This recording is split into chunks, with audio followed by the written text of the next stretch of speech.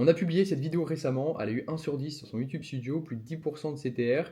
Et en voyant ça, tu penses que c'est peut-être idéal parce qu'on t'a toujours dit qu'il faut avoir le meilleur CTR possible sur YouTube, donc le meilleur taux de clic pour que ce soit positif et que ça amplifie ta vidéo. Sauf qu'en vrai, c'est probablement le pire scénario possible pour ton business.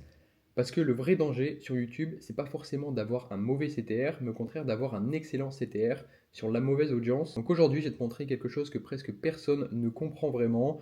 Et tu vas comprendre pourquoi un CTR bas, c'est parfois exactement ce que tu dois vouloir. Et inversement, pourquoi un CTR élevé peut littéralement détruire ta chaîne YouTube. Et surtout, comment tu vas devoir lire cette métrique correctement quand tu utilises YouTube en tout cas pour générer des clients. Donc si tu es juste un créateur de contenu, que tu t'intéresses à YouTube pour faire le plus de vues possible, cette vidéo elle n'est pas faite pour toi du tout. Tu peux même la quitter, elle t'intéressera pas. Mais d'un autre côté, si tu utilises YouTube comme un canal d'acquisition ou même de conversion en général, cette vidéo elle est très importante pour toi. Parce que quand tu es sur YouTube pour chercher à avoir plus de visibilité, plus d'autorité et pour vendre finalement, si tu n'apprends pas ça dès aujourd'hui et que tu n'apprends pas à mieux lire cette statistique autour du taux de clic finalement, donc le CTR, ça peut te faire prendre des décisions qui vont à l'opposé de tout ce que tu essaies de construire finalement depuis le début. Et c'est aussi ça qui va t'empêcher d'avoir des résultats sur ta chaîne. C'est ça qui va t'empêcher d'avoir plus de vues, plus de visibilité, plus d'amplification sur chacune de tes vidéos. Et si je prends le temps de parler de tout ça aujourd'hui, c'est simplement parce que ça fait des années que je travaille avec des entrepreneurs, des coachs, des entrepreneurs en général sur YouTube pour les aider à se développer. J'ai même une agence qui s'appelle Minamea, j'ai même la casquette juste au-dessus,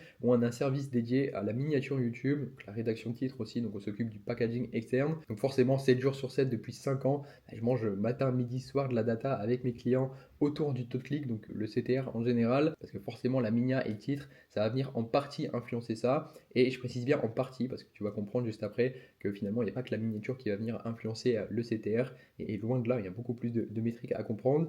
Mais tous les jours, littéralement, je vois la même erreur, et je pense que c'est ton cas aussi, et c'est normal, mais tu vas juste lire le pourcentage de CTR de ta vidéo, juste comme ça dans ton YouTube Studio, mais sans comprendre vraiment tout le contexte qu'il y a derrière, tout le contexte qu'il y a autour. Et quand tu vas prendre des décisions à partir de ça, quand tu vas lire ta métrique et tu vas prendre une décision, forcément ça ne va pas fonctionner et ça peut même devenir très dangereux. Et c'est peut-être même ça qui va casser en général ton amplification sur tes vidéos.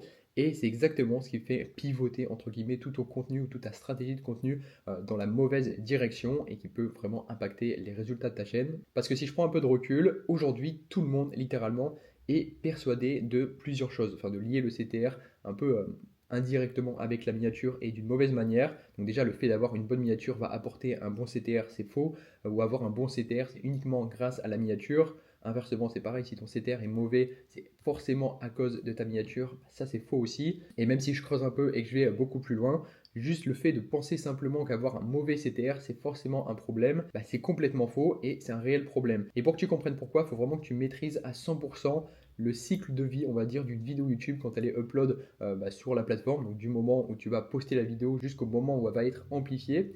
Donc je vais simplifier au maximum parce que c'est une partie assez technique. Évidemment, c'est pas aussi linéaire que ce que je vais te présenter, mais vu que je vais m'appuyer plusieurs fois dessus, c'est important que je commence par te montrer ça pour que tu comprennes un peu de quoi on va parler juste après. Et déjà, quand tu vas publier ta vidéo sur YouTube, YouTube va jamais montrer à tout le monde d'un coup. Il va le tester progressivement. Donc d'abord, ta vidéo elle va être montrée à une audience que j'appelle une audience de fidèles. Donc ça va être principalement tes abonnés, des gens qui te connaissent de près ou de loin, qui ont déjà regardé tes vidéos, ou même des non-abonnés finalement, mais qui ont déjà consommé chez toi quelques fois ou peut-être même une seule vidéo. Et c'est un peu le cœur de ton audience, littéralement, c'est là où la première phase de testing va être envoyée. Et à partir de cette audience-là, donc cette audience fidèle, on va tester plusieurs métriques. Donc il y en a plein évidemment, mais le principal ça va être le CTR, le watch time et la session de watch time. Donc la session de watch time et le watch time c'est complètement différent. J'en parlerai peut-être un peu plus en profondeur dans une prochaine vidéo, mais globalement ce que tu dois retenir, c'est que la session de watch time, c'est le temps que les gens vont passer sur la plateforme après avoir regardé ta vidéo. C'est une métrique qui est quasi invisible, mais elle est très importante. Ensuite, on va avoir cette lecture de métrique finalement. Si le CTR est bon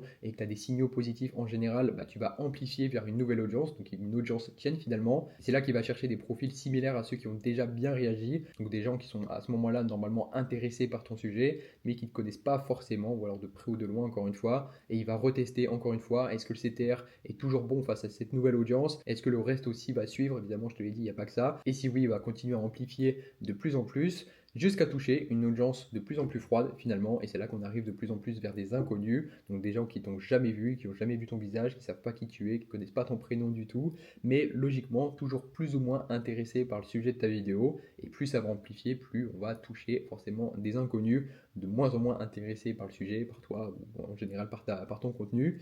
Et rien que là déjà, il y a un point important à comprendre, c'est que dans cette phase d'amplification, c'est normal que ton CTR baisse. Parce que plus tu touches du monde, plus tu touches des gens qui sont moins intéressés par ton sujet, et c'est mécanique. Si je prends un exemple tout bête, mais tu vas comprendre, quand MrBeast il va faire par exemple une vidéo qui fait, je sais pas, 50 ou 100 millions de vues, bah, il va pas avoir 15% de CTR sur 1 milliard d'impressions. C'est impossible, c'est beaucoup trop élevé par rapport au nombre d'impressions.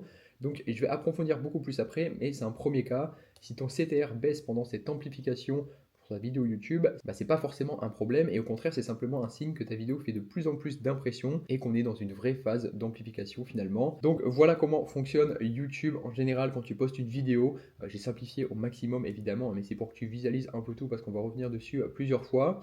Donc maintenant, ce que je veux que tu comprennes à 200%, et c'est très important, malgré tout ce que tu as peut-être appris ou que tu as déjà conscientisé depuis quelques années au sujet du CTR sur YouTube, mais c'est qu'avoir un taux de clic, donc un CTR très haut, ne va jamais te garantir que ta vidéo est bonne, et ça ne va pas non plus te garantir une certaine amplification.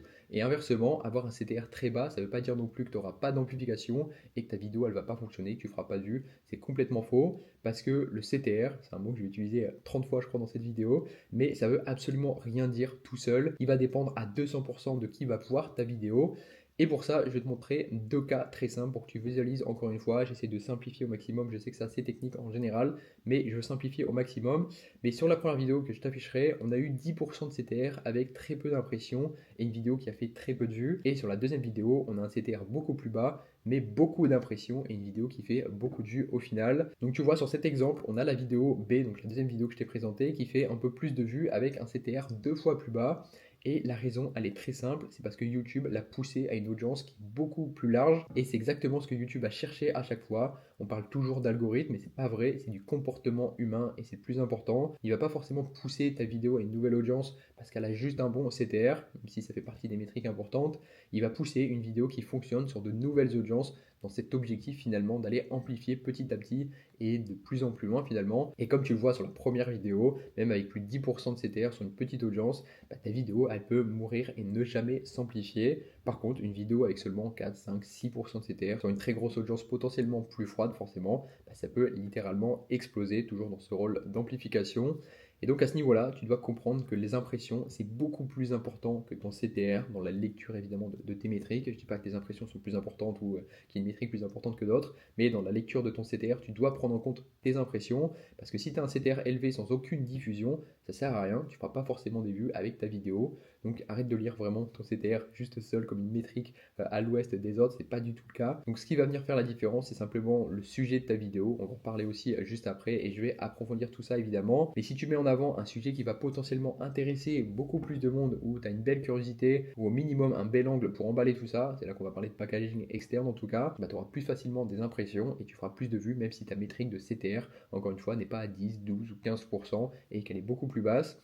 Et d'un autre côté, si tu as une toute petite audience, que tu fais très peu d'impressions face à eux, et en plus de ça, sur un sujet très niche ou qui demande un niveau de conscience très élevé, bah même avec un CTR élevé, parce que ton audience à toi est hyper intéressée par ce sujet-là, donc forcément elle va cliquer, hein, ça rejoint le cycle d'une vidéo YouTube dont je te parlais juste avant, c'est d'abord montrer à tes abonnés, donc à tes fidèles, ton audience fidèle qui te connaît déjà, au moins de près ou de loin, et ensuite bah, on va avoir cette phase d'amplification qui va se développer. Bah, d'ailleurs ça va pas forcément amplifier parce que YouTube ne va jamais trouver de nouvelles audiences à qui montrer ta vidéo, parce que très peu de personnes vont s'y intéresser finalement, tellement niche et tellement spécifique que à ce niveau-là ça ne veut plus rien dire. Maintenant il y a une couche supplémentaire que tu dois intégrer, je sais qu'il y en a déjà beaucoup jusqu'à maintenant, mais il y en a encore pas mal, et c'est aussi ça qui fait la différence entre un créateur de contenu et un entrepreneur qui est là pour développer son activité sur la plateforme, sur YouTube en tout cas, parce que encore une fois, un créateur de contenu, lui son job c'est juste de faire le plus de vues possible, et pour ça il va chercher de l'attention en masse, alors que toi sur YouTube ton jeu est complètement différent, tu dois aller chercher de l'amplification face à des prospects pour trouver des clients.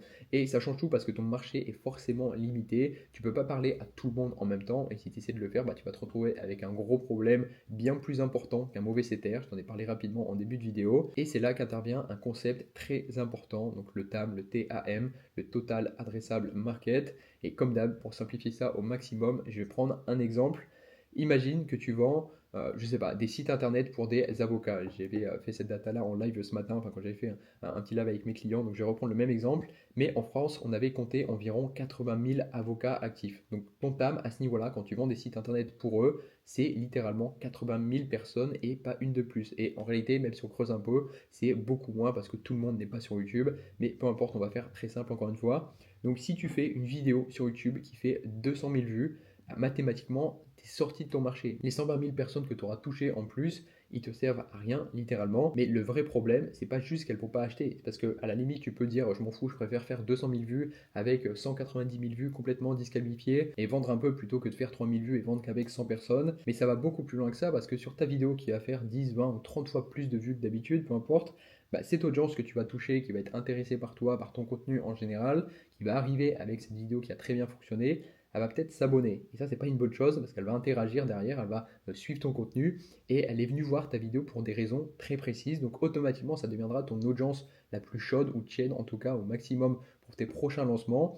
Et c'est exactement à cause de ça que ton CTR va s'effondrer sur tous tes prochains lancements et que tes vidéos vont plus du tout être amplifiées. Tu l'as compris pourquoi, ça revient encore le cycle que je t'ai présenté juste avant. Donc quand tu vas chercher ce genre de vidéos qui vont exploser, tu vas être très content, mais sur le long terme, c'est catastrophique. Et ça, c'est un cas que je vois vraiment trop souvent. C'est aussi ce qui va créer aussi une audience fantôme, ou même une double audience. En vrai, hein, c'est catastrophique parce que tu vas en avoir une partie qui est là pour du contenu plus large que tu as préparé, que tu as déjà fait finalement, et une autre pour ton contenu de niche qui est censé être là pour ton audience, pour ton TAM et pour convertir même au final. Et forcément, les deux vont se croiser et à cause de ça, tu vas détruire un peu ta chaîne ou en tout cas tous tes prochains lancements. Donc non, faire plus de vues, c'est pas forcément mieux. Et surtout, si tu fais beaucoup de vues sur une vidéo qui est en dehors de ton TAM, bah, ça peut devenir très dangereux comme tu viens de le voir. Et maintenant qu'on a posé ça, il y a aussi une autre dimension à intégrer parce que même dans ton TAM, tout le monde n'est pas prêt à acheter. Sinon, ce serait beaucoup trop simple. Mais quand tu fais une vidéo sur YouTube, de toute façon, tu fais pas une vidéo pour vendre à chaque fois. Parce que chaque vidéo est différente et chaque vidéo a un rôle complètement différent aussi.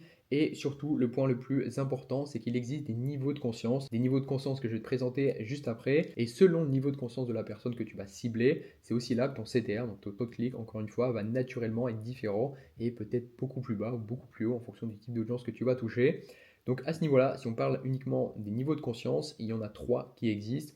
Je vais simplifier encore une fois au maximum, mais le premier niveau, ça va être l'inconscient. Ça représente quasiment 80-90% de ton TAM. Donc c'est la personne qui ne sait même pas qu'elle a un problème. Donc si je reprends l'exemple d'avocat, bah lui, l'avocat, il ne conscientise même pas qu'il perd des clients tous les jours, il ne se rend même pas compte de tout ça, il ne sait pas encore qu'il doit être présent en ligne, et bon, pour lui, tout va bien, il ne conscientise absolument pas ta solution. Je rappelle, ta solution, c'était de lui offrir un site internet pour lui avoir plus de clients. Mais quand tu fais une vidéo pour ce niveau-là, tu es très large, tu peux toucher ou intéresser potentiellement 80 ou 90% même de ton marché, rien qu'avec le sujet de ta vidéo. Et si tu fais bien ton travail sur ta première impression, bah, logiquement ton CTR a plus de potentiel à être plus élevé, surtout avant cette phase d'amplification. Et c'est une vidéo d'acquisition qui est là pour aller chercher des personnes qui ne te connaissent pas, que tu n'aurais pas touché autrement, et les ramener derrière à ta solution finalement, donc créer des déclics, ou au moins sur ta chaîne pour amplifier un peu l'acquisition via ta chaîne YouTube. Ensuite, tu vas toucher des niveaux 2, donc là, ça va être des conscients du problème. Là, ça représente 10, 15, 20% maximum de ton TAM. Donc lui, à ce niveau-là, il sait exactement qu'il a un problème. Je reviens encore une fois sur l'exemple de l'avocat. À ce niveau-là, il va peut-être comprendre que ses concurrents prennent des plus grosses parts de marché que lui. Il sait déjà qu'il manque quelque chose, peut-être un problème d'acquisition, mais il n'a aucune idée de comment régler ça. Donc quand tu fais une vidéo pour ce niveau-là, tu vas déjà filtrer une grosse partie de ton TAM. J'en ai parlé juste avant. Tu vas t'adresser seulement aux 15% seulement qui ont identifié ce problème spécifique. Donc forcément, ton CTR, il va être beaucoup plus bas. Mais si tu paniques sur ce type de vidéo à vouloir chercher à changer de miniature ou changer de titre ou changer d'angle pour avoir un angle encore plus large qui va sortir de ton TAM, qui est complètement différent de ton sujet ou peu importe, juste pour aller attirer plus de monde et faire remonter ton CTR, bah, c'est là que tu vas saboter toute ta stratégie de contenu parce que ce CTR plus bas finalement par rapport à la vidéo de niveau 1, il est excellent s'il agit comme un filtre parce que ceux qui cliquent sur ce genre de contenu vont être encore plus concernés, peut-être même encore plus éduqués à ce niveau-là et ce seront peut-être des leads pas plus qualifiés finalement, plus avancés dans leur niveau de conscience, tu l'auras compris. Et c'est exactement pour ça que ton CTR plus bas est peut-être une bonne chose à ce niveau-là. Le niveau 3 ensuite, ça va être le conscient de la solution. Donc là, on touche vraiment 1, 2, 3, 4, 5% maximum de ton TAM et c'est celui qui est le plus proche d'acheter chez toi. Il sait qu'il a un problème, il sait qu'un site internet, par exemple, bien optimisé, bah, c'est la solution pour avoir plus de clients. et il cherche peut-être même déjà un expert pour ça. Donc ta solution, ton programme, il cherche quelqu'un pour passer à l'action. Et quand tu fais une vidéo pour ce niveau, bah, ton CTR sera peut-être beaucoup plus faible. C'est pas un cas général, encore une fois, ça dépend de plein de métriques, mais tu peux faire très peu de vues et chaque vue, c'est littéralement un appel de vente potentiel que tu peux amener parce que l'intention d'achat est déjà là, ils ont déjà un niveau de conscience très développé et c'est exactement comme un témoignage client que tu vas pouvoir mettre en avant. Personne n'a envie de regarder un témoignage, c'est chiant à mort. Tu vas regarder une vidéo de 1 heure où tu vas voir un mec qui va mettre en avant tes compétences, etc. Mais il y a toujours un petit pourcentage dans ton audience qui va vouloir aller voir ça parce que eux sont quasiment prêts à passer à l'action et ils ont besoin d'être rassurés finalement, donc eux ça leur convient très bien. Et pourtant, ton CTR sur une vidéo de témoignage, ça sera jamais très élevé parce que ça intéresse pas grand monde finalement. Évidemment, il y a des moyens de packager tout ça pour avoir plus d'intérêt et augmenter ton CTR sur ce genre de vidéo. Mais si on prend un cas très précis, genre une vidéo très précise, très niche, très spécifique qui s'adresse à 1 ou 2% de la taille de ton marché, bah forcément, il y a beaucoup moins de personnes qui sont intéressées et c'est normal que ton CTR soit plus bas dans une phase d'amplification, encore une fois. Donc vraiment, il y a toujours cette réflexion que tu dois avoir autour de l'intérêt du sujet. Je t'en avais parlé juste avant, enfin plus tôt dans cette vidéo, mais s'il y a bien une chose que je veux que tu gardes en tête et que tu retiennes à 200%, c'est que tu peux absolument pas comparer le CTR de deux vidéos qui ciblent pas le même niveau de conscience. C'est impossible, ça fait pas sens et tu pourras pas avoir de recul en faisant ça parce que si tu compares le CTR, donc le taux de clic d'une vidéo de niveau 1 avec une vidéo de niveau 3, c'est pas la même chose, tu vas pas toucher les mêmes personnes, enfin, ça reste le même type d'audience encore une fois et heureusement, mais c'est pas le même niveau de conscience. Donc le pourcentage de ton marché derrière, c'est pas le même non plus. Comme je te l'ai dit, le niveau 1 c'est quasiment 80-90% de ton TAM, alors que le niveau 3 c'est peut-être que 1% de ton marché. Et évidemment derrière c'est un peu tout le rôle de ta stratégie de contenu pour voir si elle est efficace ou non, et l'art aussi de diriger l'intention.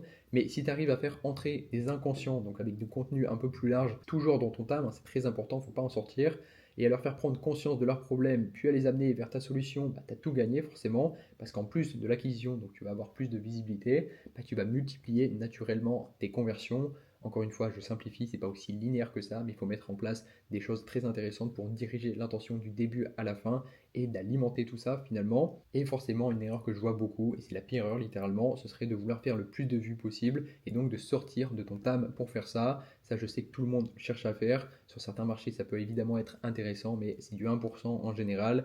La plupart du temps, adopter cette stratégie, ça peut être catastrophique et très dangereux. Donc la bonne stratégie que tu dois mettre en place, c'est ce que j'appelle l'expansion interne. Parce que si tu veux à la fois plus de vues, avoir un CTR plus élevé et continuer quand même à alimenter ton funnel parce que ça reste ton objectif avec une audience très qualifiée, il faut absolument pas sortir de ton TAM, donc le total adressable market. Je l'ai répété plusieurs fois, mais conscientise-le. Et pour ça, il faut simplement élargir tes angles au maximum à l'intérieur de ton TAM.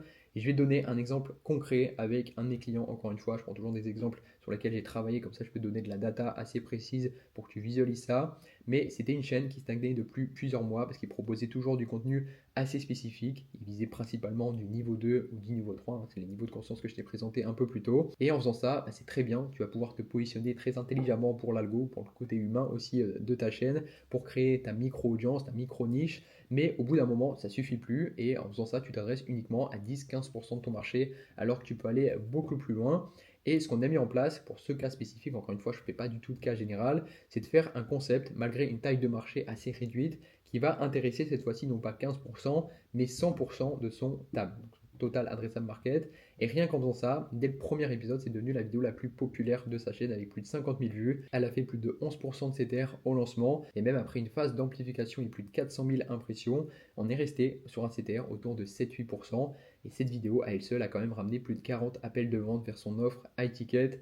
Donc je vous laisse faire les calculs avec un beau taux de conversion qui vient de YouTube, forcément, ça ramène quand même pas mal de cash. Et c'est hyper intéressant d'avoir cet angle-là parce que ça a ramené des vues, ça a ramené un gros CTR et des ventes au final. Parce que l'angle était large mais parfaitement aligné avec son avatar. On est resté dans son TAM finalement. Évidemment, dans les 50 000 vues, il y a aussi des curieux. Hein, c'est jamais 100% qualifié, hein, ce serait mentir de dire ça. Mais l'intention, en tout cas, elle est vraiment là. C'est toujours chercher l'angle le plus large possible tout en restant à l'intérieur de ton marché, même sur un sujet ultra ennuyeux, pour toucher plus de monde et amplifier l'intérêt finalement. Et d'un autre côté, je vais rester sur la même chaîne d'ailleurs. On a récemment sorti une vidéo qui a été le meilleur lancement de sa chaîne. On a eu plus de 15% de CTR au lancement. Encore une fois, je t'afficherai tout ça à l'écran. Et 11% de CTR après 24 heures et 27 000 impressions.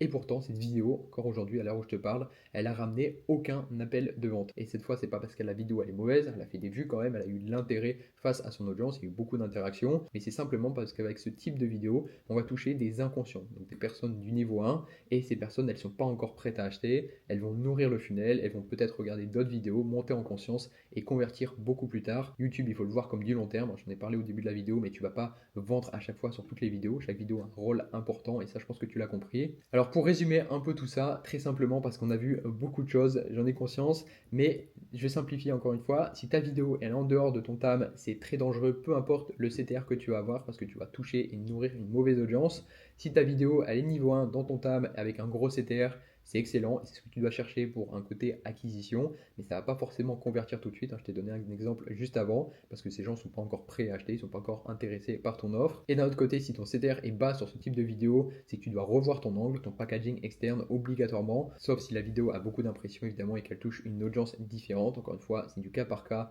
à gérer, il faut lire les métriques correctement en fonction de l'audience qui est là face à ces métriques-là. Ensuite, sur des vidéos de niveau 2 ou de niveau 3, si ta vidéo elle fait un CTR plus bas que d'habitude, c'est pas forcément mauvais, c'est pas forcément bon non plus, mais c'est peut-être parce que tu as parfaitement filtré et qu'il y avait un intérêt à le faire dans ta stratégie de contenu. Évidemment, tout ça, ça doit être cadré et il faut surtout pas créer 3 audiences différentes, sinon ça ne fonctionnera pas. C'est très important de ne pas créer des audiences fantômes ou de créer plusieurs types d'audiences dans ta chaîne YouTube, sinon tu vas avoir trop de friction, parce que le vrai levier et le seul finalement, c'est simplement d'orchestrer les trois et de diriger l'attention correctement. Ensuite, ton CTR, il va dépendre de la taille et le niveau de conscience de l'audience qui voit ta vidéo et va être influencé par ton sujet, par ton angle, par ton packaging externe, donc forcément ta miniature et ton titre, et aussi, surtout, ton volume d'impression. Je pense que tu as compris l'impact qu'avaient les impressions là-dedans. Donc évidemment, non, ton CTR va pas juste dépendre de ta miniature YouTube. Donc voilà, ça faisait un moment que je voulais préparer cette vidéo et j'ai conscience qu'elle est assez technique et comme tu le vois, c'est un sujet très spécifique aussi, sur une métrique très précise autour du CTR